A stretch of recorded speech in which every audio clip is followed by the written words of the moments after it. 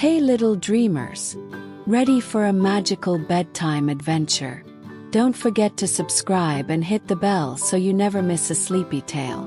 Let's go! Once upon a time, in the quiet heart of an old whispering forest, lived a small hedgehog named Hugo. He wasn't flashy or loud or known for doing grand things. No, Hugo preferred his routines, his solitude, and most especially, his patchwork blanket. It wasn't just any blanket. It had been stitched together by his grandmother, who'd sewn it from tiny scraps of fabric collected over many seasons. A square from an old burrow curtain, a triangle from a lost scarf, and even a faded piece from a robin's apron long since retired. It was soft and frayed at the corners, and when Hugo wrapped himself in it, the world quieted just enough to let him breathe deeply and smile softly. Each evening, just before twilight blurred the branches into silhouettes, Hugo would make a cup of minty leaf tea, tuck himself into his little moss-lined nook beneath the roots of a beech tree, and curl up in that blanket like a sleepy cinnamon bun. It smelled faintly of dried lavender and the first snowfall, if you believe things can smell like seasons. Now, Hugo was not unfriendly, but he was rather shy. He greeted the squirrel with a nod, the owl with a tip of the snout, and sometimes on bold days, offered a good evening to the moon. But he mostly kept to himself. The blanket was his cocoon, his comfort, his anchor to all things known. That particular night, however, had a strange hush to it. The air tasted colder than usual, with a silvery sharpness that pinched the tip of Hugo's nose and sent tiny shivers through his fur. He peeked outside his burrow and blinked up at the sky, where the stars seemed tucked away behind a blanket of their own, thick, low-hanging clouds that turned everything in the forest just a little bit blue. He tugged the patchwork around his shoulders, stepping quietly into the frost-laced clearing. Snow hadn't yet fallen, but it was close. You could feel it in the bones of the trees, in the grass curling in on itself, in the hush that wasn't quite silence but the forest holding its breath. Hugo looked up, nose twitching. "It's going to be a cold one," he murmured, his breath puffing in a tiny cloud. And just as he turned to head back to his nest, something in the air made him pause. A feeling, soft and unsure, like when you forget something but can't remember what. He stood there a moment longer, listening. And that's when he heard it. A faint sound tucked between the rustle of leaves and the low moan of wind. A chitter, a tremble, a sound that didn't belong to the night or the breeze. Hugo pulled his blanket tighter, eyes squinting toward the tree-line. Something or someone was out there. And for the first time in a long time, Hugo stepped away from his warm little world to find out who it was. The wind moved like a whisper through the trees, brushing past bark and brittle leaves, carrying a chill that made even the moon pull her glow a little tighter around herself. Hugo stepped carefully between tufts of frostbitten moss, his tiny paws crunching faintly against the frozen ground. The patchwork blanket clung to his shoulders, the edges trailing like sleepy shadows behind him. He followed the sound, that faint, shivery chittering, into a narrow path between two old pine trees. Their branches drooped low under the weight of cold, and snowflakes, not quite ready to fall, clung to the air like breath waiting to become words. Hugo squinted into the hush, his nose twitching. Under the lowest boughs, bundled in a makeshift nest of dry leaves and broken twigs, was a little squirrel. She was trembling, her tail curled tightly around her body, her eyes barely open. Hugo crept closer, careful not to startle her. She looked up weakly, whiskers flicking. "Cece cold," she whispered, voice barely louder than the wind itself. He hesitated. The warmth of his blanket pulsed around his shoulders like a heartbeat. It was his comfort, his nightly cocoon, his every bedtime since he could remember. And yet, he looked at her, small and shaking, her paws pressed together as if trying to hold her own warmth inside. Without a word, he reached up and carefully untied one corner of the blanket from around his neck. He tugged gently, loosening a seam, and with a soft tearing sound, pulled free a square of the patchwork. The fabric flapped in the air, and then settled softly in his paws. He stepped forward and wrapped it gently around the squirrel's tiny frame. "It's not much," he said, voice thick with the cold. "But it's warm." The squirrel blinked, eyes wide now, blinking fast as if trying not to cry. "Just thank you," she managed. And then, so quietly Hugo almost missed it, she whispered, "It smells like cinnamon."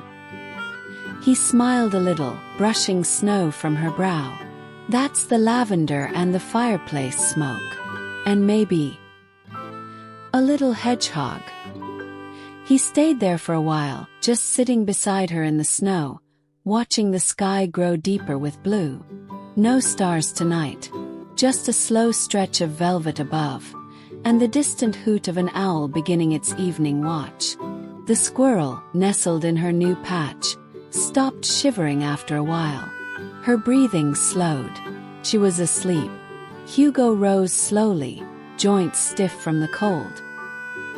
He tucked the blanket's edges a bit tighter around her, then turned back toward his path. The air felt colder now. His neck missed the warmth, but there was something else warming him from the inside, something that glowed like a coal carried quietly beneath fur and skin. He padded on, deeper into the woods, the remaining blanket wrapped a little more snugly now. But somewhere behind him, a patch of his comfort was wrapped around someone else. And that thought, strange as it was, kept the frost at bay just a little longer. The forest whispered around him as Hugo wandered further down the path, his ears twitching with every creak of tree limb and sigh of wind. The cold had crept under his fur now, prickling his shoulders where the blanket had once wrapped, but his heart felt oddly buoyant. One small square of cloth, and yet something in him had shifted, as though a thread had tugged loose, and instead of fraying, it had opened something soft inside. He kept walking. Snow still hadn't fallen, but frost bloomed across the forest floor like lace. Twigs sparkled, mushrooms looked sugared, and even the rocks wore thin coats of shimmer. Hugo padded carefully, his breath puffing in little white clouds. Above, the sky continued to stretch darker, deeper, like someone slowly pulling a velvet curtain across the stars. And then again that sound. Not the squirrel's chitter this time, but a different kind of rustle. Quick flutter, a sharp, feathery shuffle just above the ground. Hugo paused, peering into the low shrubs near a crooked birch tree. There, sitting hunched on a branch barely a foot off the ground, was a robin. Her feathers were puffed out, her wings drawn close, and her beak was tucked miserably into her chest. She looked old, not in a fragile way, but in the way a leaf looks just before it falls, full of stories but tired of telling them. Hugo tilted his head. "Cold too?" he asked softly. The robin didn't answer. Her eyes were open but heavy, and one wing trembled in a way that made Hugo ache a little in his chest. She blinked, slow and deliberate. He didn't hesitate this time. He found the seam where another square met the corner of the blanket, pulled gently until it gave way with a soft rip, and climbed up the base of the tree, branch by branch, until he could reach her. She didn't move when he approached. Hugo wrapped the patch of blanket carefully over her wings, letting it rest like a shawl. It looked almost ceremonial, like she was being honored somehow. She shifted slightly, and one tiny talon gripped his paw for the briefest moment before releasing again. "Thank you," she croaked, voice like dry wind. He smiled and whispered, "It smells like cinnamon." The robin gave a low chuckle, a dusty, amused sort of sound that came from her chest more than her beak. "It smells like you, dear." You've wrapped yourself into it so long. I expect it's half hug, half history by now." Hugo's ears went pink. "Maybe." He sat with her a while, perched beside her in the quiet cold, sharing silence like two old neighbors with nothing left to prove. After a while, the robin closed her eyes. Sleep came slowly but surely. The patch of blanket didn't stop the cold completely, but it helped. Sometimes that's enough. Eventually, Hugo climbed down again, slower this time. His paws were stiffer, the cold reaching places it hadn't touched before. But still he walked on. His blanket was a little smaller now, and his shoulders a little colder. Yet for the second time that night, his heart carried something new, something that glowed faintly, even in the absence of stars. The cold deepened. By now, the forest no longer whispered, it creaked.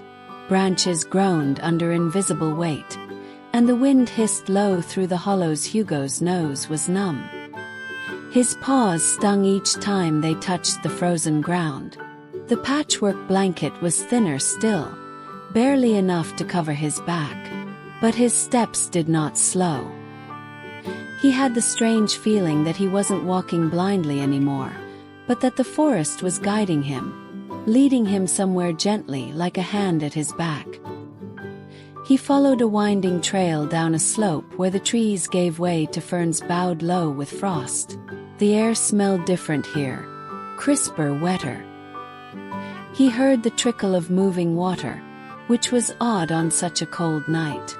And there, beside a stream half covered in creeping ice, lay a small curled shape. Brown fur, slick with cold. An otter. She was tucked against a stone, shivering violently, her whiskers trembling with every breath. Her front paws were wrapped around her middle, and her eyes were closed tight, as if holding the cold out through sheer determination. A pile of snow had gathered across her tail. "Oh," Hugo breathed, stepping carefully to her side. The ice cracked softly beneath his feet. He knelt beside her, nudging her gently. Her eyes opened slowly, pupils wide, her gaze foggy. "You're freezing," he said, voice barely more than breath. "Came out too late," the otter mumbled. "Didn't make it back to the den. It froze behind me. Water locked it." She shook her head weakly. "I thought I could sleep here. Just a little sleep." No, Hugo said, panic curling in his belly. "You can't sleep. Not like this." He sat down and stared at his blanket. What remained of it? 2 pieces. That's all. One tied awkwardly around his back, and one still stitched loosely near the bottom edge. He didn't pause this time. He reached back, pulled, and gently tore the 3rd square free. It wasn't much. The fabric was worn thin at the corners and barely the size of a leaf, but he unfolded it and placed it over the otter's chest, then carefully pressed his own small body beside hers. She flinched but then settled. "This smells like lavender," she asked after a moment, voice dazed. Hugo smiled faintly. "And cinnamon, and smoke, and pine needles, and maybe a little river stone now." The otter gave a tired chuckle, then tucked the blanket more snugly against herself. "You're odd, Hedgehog. I'm cold too," he whispered. "But you looked colder." They sat like that for a while. The ice crackled around them, the stream humming low beneath its surface, never stopping entirely. And when the otter's shivering finally began to slow, she placed one paw gently over Hugo's. "You didn't have to do that." "No," Hugo agreed. "But I wanted to." And though his own body ached with chill, something in his chest felt warmer than it had all winter. By the time Hugo climbed the bank of the frozen stream, his blanket was hardly a blanket anymore. It clung to him in scraps, 2 fluttering squares stitched to his back like worn badges, reminders of warmth given away. His fur stood on end, prickled by the cold. His nose was runny, his paws numb. But he kept walking deeper into the forest, where the hush of snowless winter seemed to listen to him breathe. Each step felt heavier now. The chill wasn't just nipping, it was sinking, settling into his bones like it meant to stay.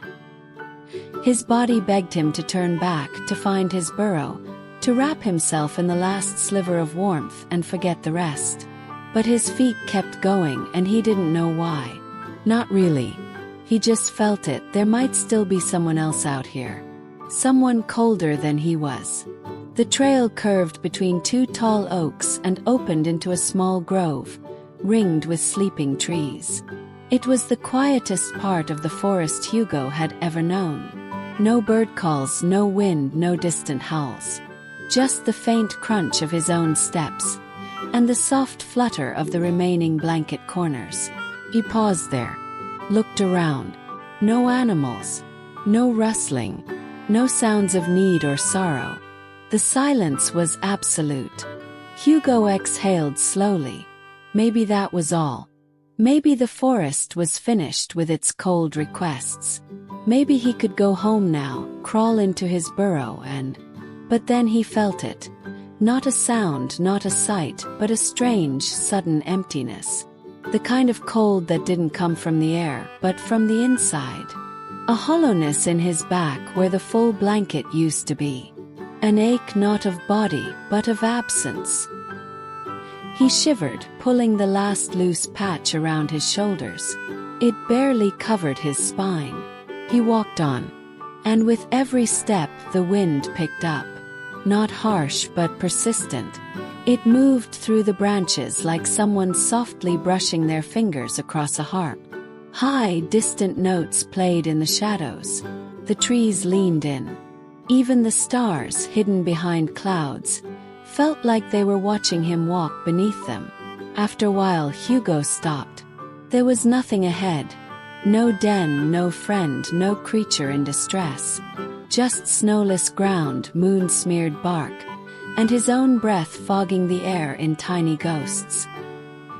He sat down, finally, on a flat stone nestled between two roots. The patch of blanket slipped from his shoulders and pooled in his lap. His paws folded over it like someone protecting the last page of a very old book. He was cold. More than that, he was tired. And for the first time that night, he felt something like doubt. Had he done enough? Had he given too much? He curled up quietly, no fire, no tea, no home. Just a heart half empty and half glowing. Above him the wind paused. And somewhere, far off in the forest, the rustle of tiny feet stirred in the snowless night. The hours passed quietly. Or maybe it was just the world holding its breath. Hugo didn't know how long he sat there, curled on the stone, blanket scrap in his lap, ears drooping from the cold. His thoughts drifted like the wind, thin, aimless and tired. He thought of the squirrel and her wide, frightened eyes. He thought of the robin and her weary, knowing smile. He thought of the otter beside the frozen stream, curling her paw around his. Little moments, each stitched into the fabric of his night. But now the blanket was nearly gone. And still he felt the night asking. He stood slowly, stiffly. His back ached. His joints were slow to obey. He pressed the last square of the blanket against his chest, folded it gently, and tied it like a scarf, more symbolic than warm. Comfort, memory, and maybe if he needed it, a little hope. The forest looked different now. Not darker, but quieter. As if it were watching him, not with eyes, but with breath and hush. He took a few steps forward, then stopped. There was no sound, no wind, no animals. Just the gentle rustle of his paws brushing against the icy grass. And then, from the corner of his eye, he noticed it. His own footprints.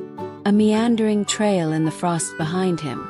Soft dents where he'd walked from his burrow, to the squirrel, to the robin, to the otter, to here.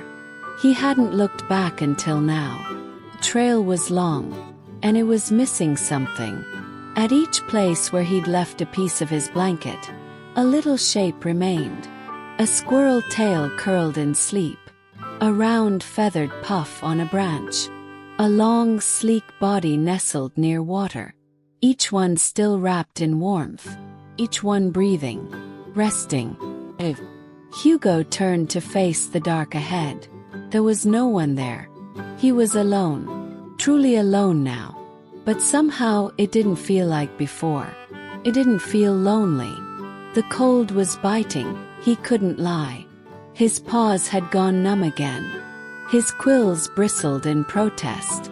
But there was something else beneath all that. Not a glow exactly, but a steadiness. A soft pulse in the chest. Like a lantern that didn't burn but hummed. He walked forward. No reason. No clear destination. Just a promise in his heart that if someone else out there was cold and alone and afraid, he would find them. Even if his blanket was down to threads. Even if he had nothing left to give but his time, his company, his story. The wind rose softly around him again. And this time it didn't feel sharp or cold.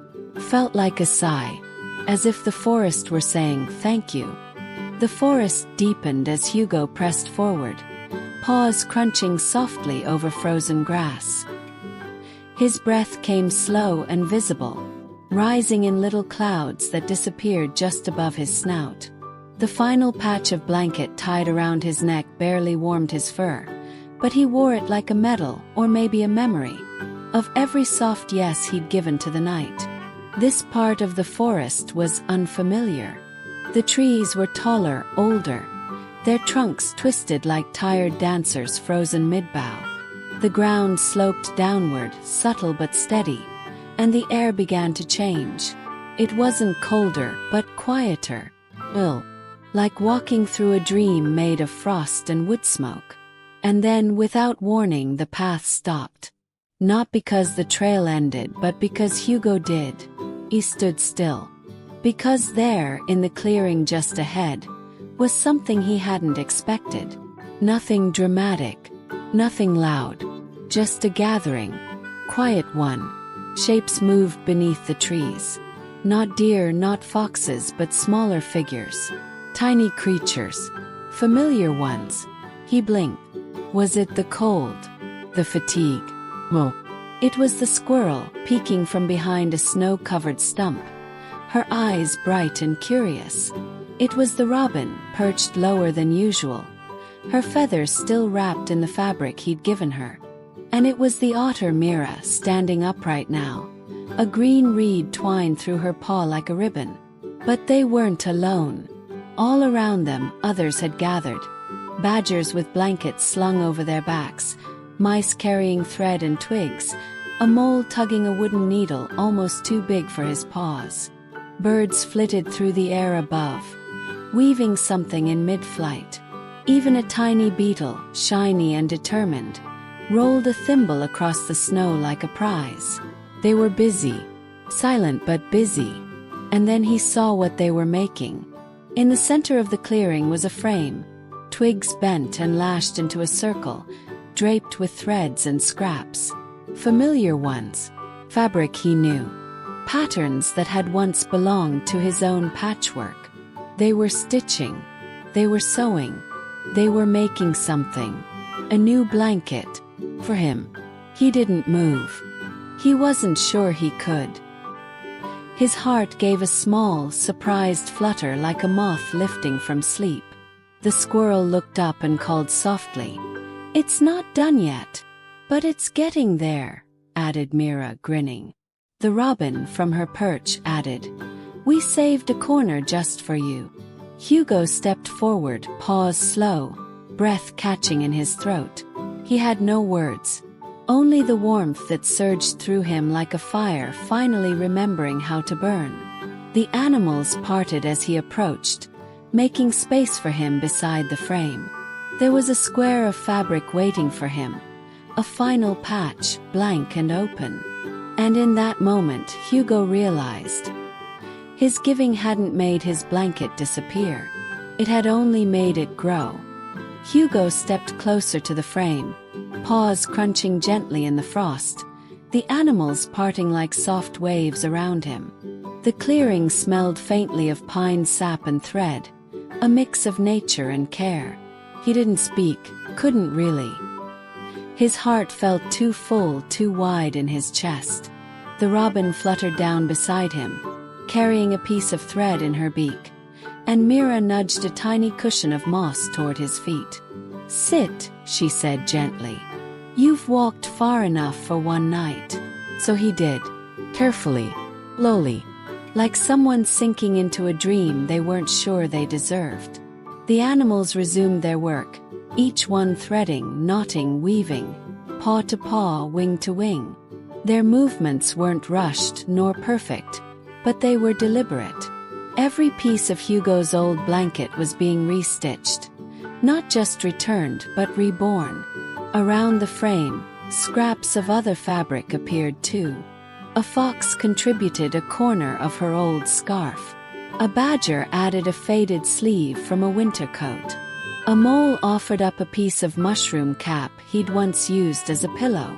It wasn't just Hugo's blanket anymore. It was everyone's. And Hugo watched, breath held like a ribbon, because this wasn't repayment. This wasn't gratitude sewn back into cloth. It was something else, something shared. He reached toward the last blank square and touched it gently. The fabric was soft, woven from the threads of 100 little kindnesses. A squirrel's saved nut. A song the robin sang once to comfort a crying raccoon. A paw print pressed into snow beside a lonely den. None of it could be seen, of course, but Hugo felt it. He could feel it all, humming beneath the stitches like the heartbeat of the forest. The squirrel leaned over and whispered, "We're almost finished. Do you want to sew the last piece?" Hugo looked at her, his eyes damp. "I don't know how to sew." "That's okay," said Mira. "We'll help." And so, Hugo held the final square while two mice gently wrapped his paws around the needle. The robin tugged the thread through, and the mole steadied the edge. Stitch by stitch they worked as one. When the final knot was tied, the forest seemed to exhale. The blanket, if it could even be called that anymore, was enormous. Too large for one burrow, too bright for just one night. It rippled with colors. Rust, gold, moss, charcoal, and every memory Hugo had shared. They held it up in the clearing, the wind lifting its corners like wings. And Hugo sat beneath it all, paws in his lap, the last thread still curled around his claw. The warmth wasn't just in the blanket. It was in the space between them. In the quiet glances. In the closeness. In knowing he hadn't just given something away. He'd been part of something greater than himself. He looked up at the blanket stretched above like a canopy and thought, so this is what it feels like to be held. The clearing was still. Not silent but peacefully so. The kind of stillness that follows a lullaby or the last light of dusk. The animals stood around Hugo, the giant patchwork blanket rippling above them like a banner of belonging. It fluttered softly in the breeze, brushing the treetops, held up by dozens of paws and claws and little careful hands. Hugo stood slowly, letting the moss cushion spring back beneath him. He reached up and touched the edge of the blanket, running a paw over the threads. They were tight and crooked and uneven, stitched with more love than precision. That made them perfect. He turned, and the robin was there, her wings folded neatly under the little shawl he'd given her. "We couldn't let you be the only one giving things away," she said, with a wink that tugged gently at his chest. Mira smiled beside her, proudly showing off a set of neat stitches down one square. Everyone added something. Some gave scraps, some gave time. The rest gave stories. The beetle gave glue, whispered a mole from somewhere near the ground. Hugo laughed, a tired, glowing sound that surprised even him. The forest didn't just feel warmer, it felt closer. He looked around at all the faces, some familiar, some new. A porcupine who'd offered pine needles as thread. A toad who'd carried a spool of yarn on his back. Even the squirrel's tiny cousin, barely the size of Hugo's paw, had helped twist twine with her teeth. And the blanket. It wasn't just a gift, it was a gathering. A stitched-together symbol of everything Hugo had unknowingly started when he gave away that very first square. The warmth hadn't faded with each patch given. It had multiplied. The animals gently lowered the blanket and laid it across the snow-kissed ground. It stretched from root to root, edge to edge, a quilt large enough for all of them to share. Hugo was the first to lie down. He settled onto the center patch, the one stitched by every paw, feather and foot. Cradled him like memory. One by one, the others joined him. The squirrel curled up by his side, tail twitching sleepily. Mira stretched along the edge, paws crossed. The robin perched at the top, her feathers puffed just enough to make a perfect pillow. The wind rolled through the trees in a soft hush, like a lullaby sung by the forest itself. "Is it warm enough?" someone whispered. "Yes," Hugo replied, eyes half closed. "But it's not just the blanket anymore." "What is it, then?" "It's everyone," he murmured. "It's us." The stars, which had hidden behind clouds for most of the night, began to peek through, quiet pinpricks of silver light smiling down on the clearing. And beneath them, wrapped in the warmth of others, Hugo finally fell asleep. The blanket rose and fell like the slow breathing of the forest itself. Tiny snores curled through the clearing, soft puffs from the squirrel, the faint wheeze of a sleeping mole, the flutter murmur of feathers shifting in dreams. Hugo lay on his back in the center, eyes closed, paws resting gently on his chest. The last thread of the evening still wound loosely around one claw. It was quiet. Not empty, not silent. Just the kind of quiet that comes after something good. The kind that holds space for feelings too big for words.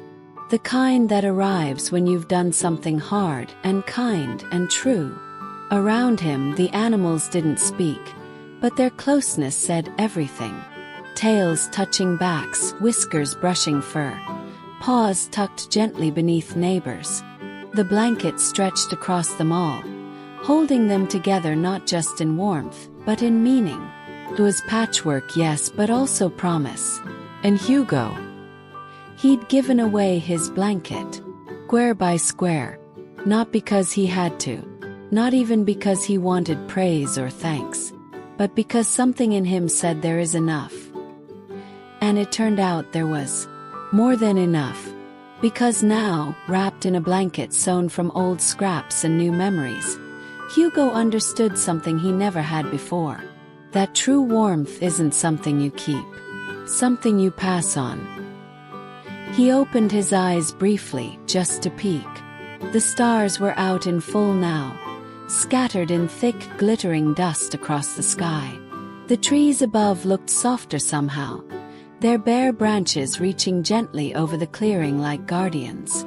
A single snowflake drifted down and landed on Hugo's nose. He smiled, just a little. Then, without needing anything more, no tea, no fire, no full blanket of his own, he closed his eyes again and let himself sleep. He dreamed of thread, of pine needles, of soft laughter and clumsy knots, of fabric stitched by moonlight and paws working side by side. He dreamed of a forest where no one was too small to help, and no kindness was too small to matter. And as the snow finally began to fall, quietly, gently, like a whisper, the forest, and all who slept beneath the blanket, drifted into a hush that only the deepest peace can bring. The snow falls softly now, whispering through the trees like a lullaby only the night can hear. It lands gently on leaves, on fur, on the edge of the great patchwork blanket that cradles Hugo and his friends beneath the stars. No sudden sounds, no scurrying or chatter. Just the slow hush of breath and the soft music of stillness. You can almost feel it, can't you? That quiet warmth. The kind that doesn't come from a fire, but from being close, truly close to others. From giving when it matters. From sharing what little you have and finding it return to you in ways you never expected. The forest lies at rest. The trees, tall and tired, seem to lean inward, as though tucking in their little creatures. The wind has softened to the barest breeze, curling through the branches like a careful hand brushing hair from a sleeping child's brow. And Hugo, sweet, gentle Hugo, is dreaming now. Safe, warm, and wrapped in a love he stitched together one square at a time. The stars above blink slowly, as if sleepy themselves. The world exhales. You do too. And as you breathe out, the story fades as stories do. But its warmth stays. Not in your hands. Not in the blanket at your feet. But somewhere deeper. Somewhere quiet. You're safe here. You're warm here. A home.